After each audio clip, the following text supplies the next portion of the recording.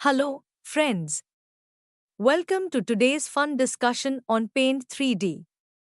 We are going to help Riya, a third grade student who is excited to create a playground using Paint 3D. But she needs a little help figuring out how to use the 3D rotate tool and how to mix 2D and 3D elements in her design.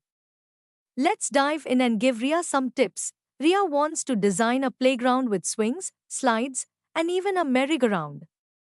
She's using different tools in Paint 3D, but she's finding it tricky to make the playground equipment look just right using the 3D rotate tool. Let's help her figure it out. Discussion on using the 3D rotate tool. All right, class. Can anyone explain how Riya can use the 3D rotate tool to arrange her playground equipment properly? Arya, do you have an idea? Yes. Riya can use the 3D rotate tool to turn the equipment in different directions. This will help her see it from all sides and place it correctly on the playground. That's right, Arya. The 3D rotate tool lets you spin objects to view them from every angle, front, back, and side. This helps Riya make sure everything is in the right place and looks realistic. Rohan, do you have another tip? Riya can zoom in and out to see if the size of the equipment looks right compared to other things on the playground. Great point, Rohan. Zooming in and out will help Riya make sure the objects are the right size and fit together well.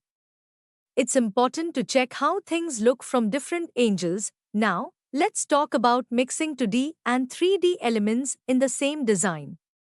Meera, how do you think Riya can use both types of elements to make her playground look creative? Riya can use 2D shapes to make things like trees or clouds in the background, and 3D shapes for the playground equipment, like the swings and slides.